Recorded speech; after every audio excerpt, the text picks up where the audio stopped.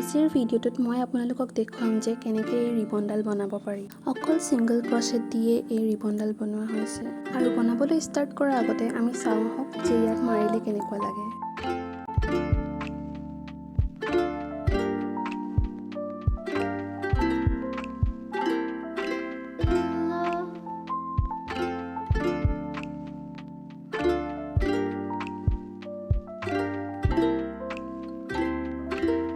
তেতিয়াহ'লে আহক আমি ভিডিঅ'টো আৰম্ভ কৰোঁ। মই ইয়াত ঊল লৈছোঁ 4 প্লাই ঊল আৰু মই কুৰুচা লৈছোঁ 4 নম্বৰ কুৰুচা 4 mm আৰু আমাক লাগিব এডাল ইলাষ্টিক আৰু এখন চিজাৰ।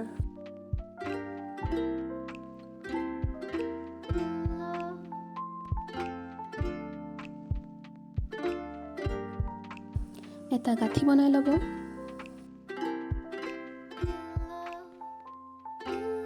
আমি প্ৰথমতে চেইন বনাম 50টা চেইন।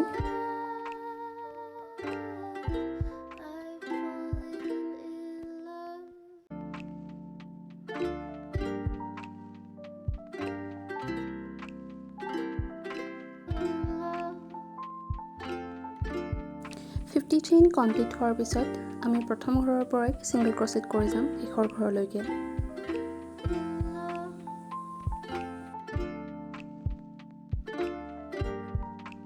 আৰু এনেদৰে আমাৰ প্ৰথমটো শাৰী হ'ব।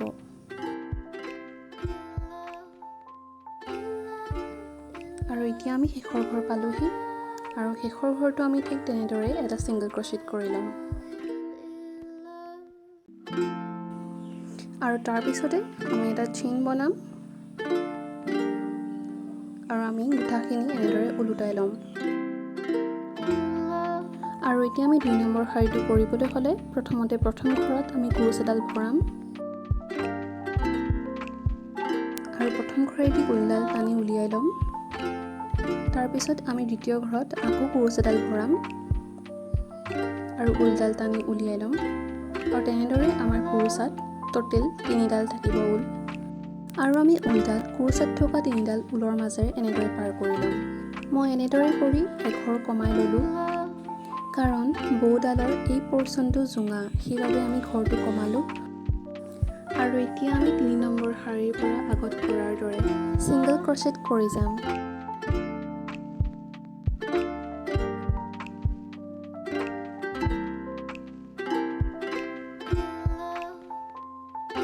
এতিয়া আমি 2 নম্বৰ শাৰীৰ শেষৰ ফালে পালোহি।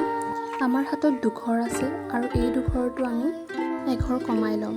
এনেদৰে প্ৰথমতে কুৰুচ এডাল ভৰাব, তাৰপিছত ঊলডাল টানি উলিয়াব আৰু তাৰপিছত শেষৰ ঘৰত কুৰুচ এডাল ভৰাই ঊলডাল টানি উলিয়াব আৰু তাৰপিছত কুৰুচাত থকা 3ডাল ঊলৰ মাজেৰে ঊলডাল পাৰ কৰি ল'ব। আৰু আমি এটা চেইন বনাই ল'ম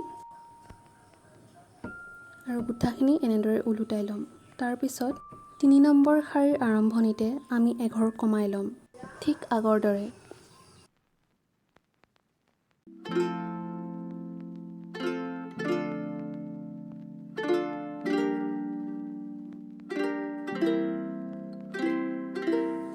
আৰু বাকী কেইঘৰত আমি সিংগল ক্ৰচেট কৰি যাম।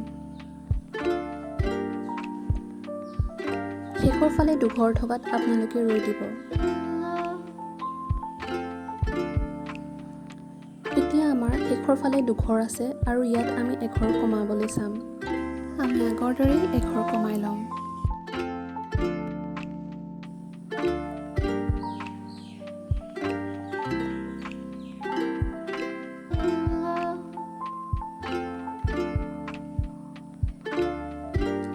আৰু এতিয়া আমি এটা চেইন বনাম আৰু আমাৰ গোটাখিনি ওলোটাই ল'ম। আৰু এতিয়া আমি 4 নম্বৰ শাৰীটো তেনেদৰে প্ৰথমতে এঘৰ কমাবলৈ চাম।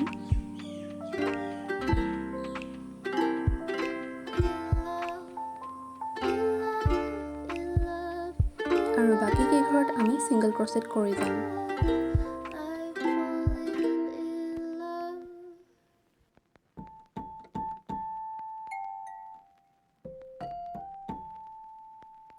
চাৰি নম্বৰ শাৰী শেষৰ ফালে আমি এঘৰ কমাই ল'ম আৰম্ভণিতে কমোৱাৰ দৰে।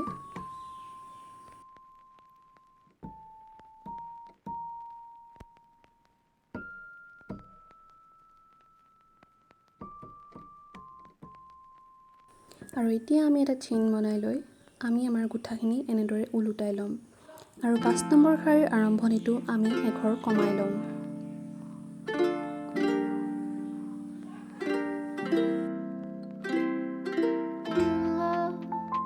আৰু বাকী কেইঘৰত আমি অকল সিংগল ক্ৰচেট কৰি যাম।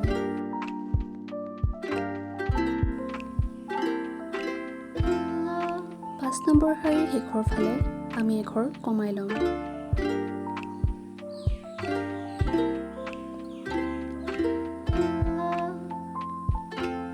এতিয়া আমি এটা চেইন বনাই লৈ আমাৰ গোঁঠাখিনি ওলোটাই ল'ম। 6 নম্বৰ শাৰীৰ আৰম্ভণিতে আমি এঘৰ কমাই ল'ম।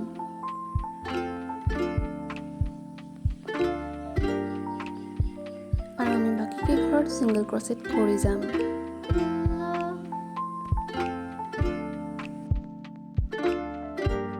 ছয় নম্বৰ শাৰীৰ শেষৰ ফালে আমি এঘৰ কমাই ল'ম।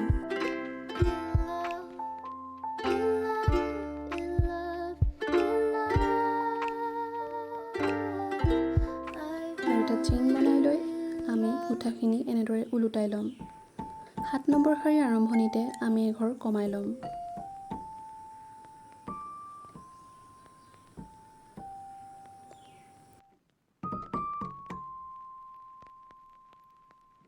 আৰু বাকী কেইঘৰত আমি সিংগল ক্ৰচেট কৰি যাম।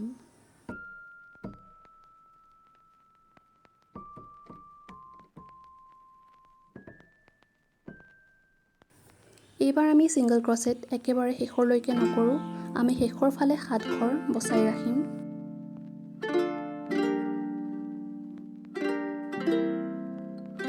এতিয়া 7 ঘৰ আমাৰ শেষৰ ফালে বাকী আছে আৰু এইখিনিত আমি এতিয়া একো নকৰোঁ। এতিয়া আমি এটা চেইন বনাই ল'ম আৰু আমাৰ গোঁঠাখিনি এনেদৰে ওলোটাই ল'ম। আৰু আমি 8 নম্বৰ শাৰীটো এঘৰো নকমোৱাকৈ আৰম্ভণিৰ পৰা সিংগল ক্ৰচেট কৰি যাম প্ৰত্যেকটো ঘৰতে। শেষৰ ফালে আমি 7 ঘৰ থাকোঁতে ৰৈ দিম। আমি শেষৰ ফালে 7টা ঘৰ নকৰোঁ আৰু এটা চেইন বনাই ল'ম আৰু আমাৰ গোঁঠাখিনি ওলোটাই ল'ম আৰু আমি 9 নম্বৰ শাৰীটো আৰম্ভ কৰিম এঘৰো নকমোৱাকৈ।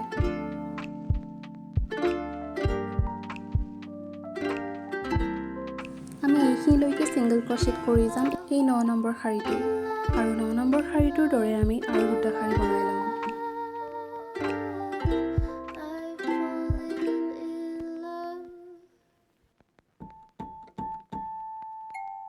আমি আৰু দুটা শাৰী বনাই ল'লোঁ এঘৰো কম বেছ নকৰাকৈ। আৰু এতিয়া আমি তলৰ ফালে এনেকৈ সিংগল ক্ৰচেট কৰি যাম। জানিবলৈ চাই থাকক।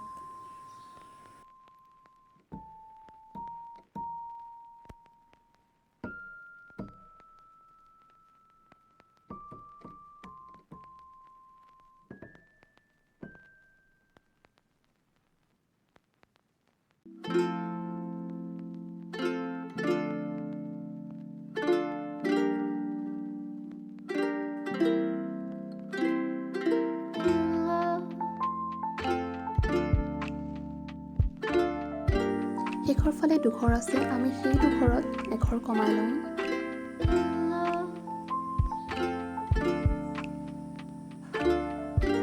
আৰু এতিয়া আমি এটা চেইন কৰি ল'ম আৰু আমাৰ ঊলডাল আমি কাটি ল'ম।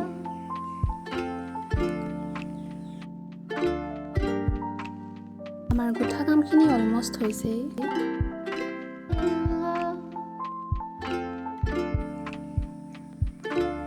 ওলাই থকা ঊলডাল আমি কুৰ্চাৰ সহায়েৰে গোঁঠাখিনিৰ মাজেৰে এনেদৰে ভৰাই ল'ম।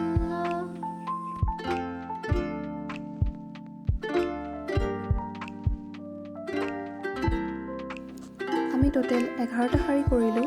তলৰ 7টা শাৰী আমি দুইফালৰ পৰা এঘৰকৈ কমাই কৰিলোঁ আৰু ওপৰৰ 4টা শাৰী আমি এঘৰো নকমোৱাকৈ কৰিলোঁ। আৰু এতিয়া আমি এনেদৰে ভাঁজ কৰি ল'ম।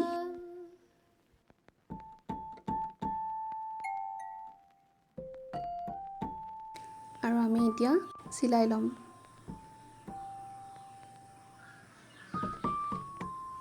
মই কুৰ্চাৰ সহায়েৰে চিলাইছোঁ, আপোনালোকে বেজিও ইউজ কৰিব পাৰে।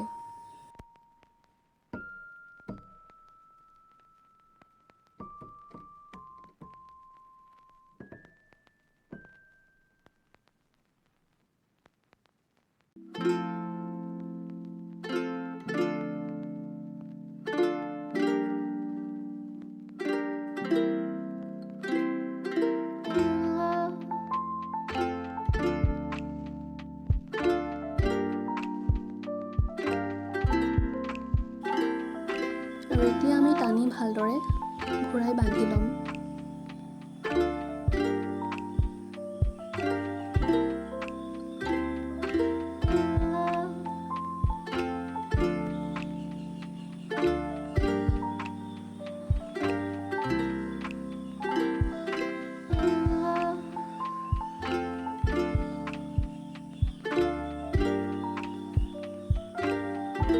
অলপ টানকৈ বান্ধি ল'ব যাতে সোনকালে খোল খাই নাযায়।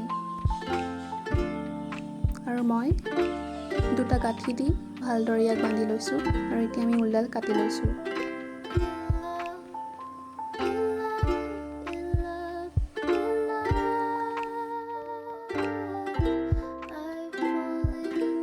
এতিয়া আমাৰ আৰু এটা কাম বাকী আছে, যিটো আমাৰ ষ্ট্ৰেপ হয়। সেই ষ্ট্ৰেপটো বনাবলৈ আমি আৰু 15টা চেইন বনাই ল'ব লাগিব।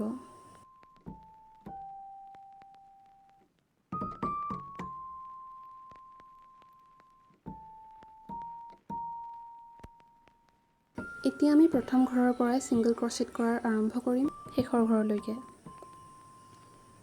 আৰু এনেদৰে ঠিক মই 3টা শাৰী বনাম, এঘৰো কম বেছ নকৰাকৈ।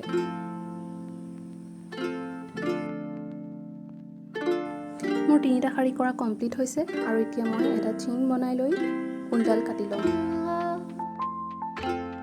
আৰু ভালদৰে গাঁঠিটো টান কৰি ল'ম। এতিয়া মই ৰিবনডাল ইয়াত লগাই ষ্ট্ৰেপডালৰ 2টা মূৰ ভালদৰে চিলাই ল'ম।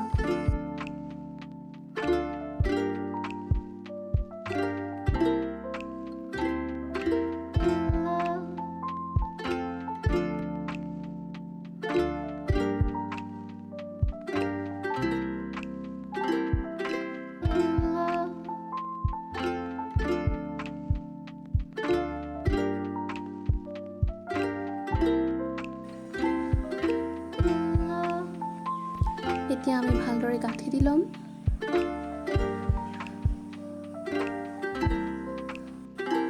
আৰু ওলাই থকা ঊলবোৰ কুৰ্চাৰ সহায়েৰে গোঁঠাখিনিৰ ভিতৰৰ ফালে ভৰাই ল'ম। মোৰ ৰিবনডাল হৈছে আৰু ইয়াক অলপ ধুনীয়া দেখুৱাবলৈ মই অলপমান মণিগুটি লগাই দিম।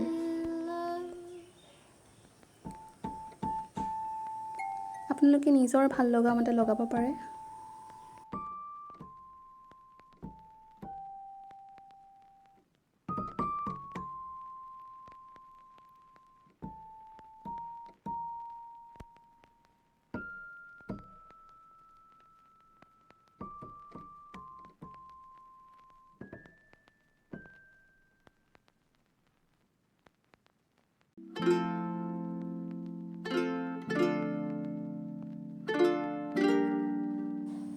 আৰু ইটো চাইডেও মই এনেদৰে লগাই লৈছোঁ।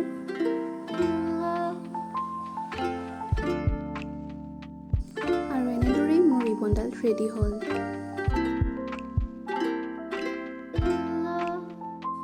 যদি ভাল লাগিলে কমেণ্টত জনাব, আৰু যদি ভিডিঅ'টো ভাল লাগিলে লাইক, কমেণ্ট আৰু শ্বেয়াৰ কৰিব, আৰু চেনেলটো ছাবস্ক্ৰাইব কৰিবলৈ নাপাহৰিব।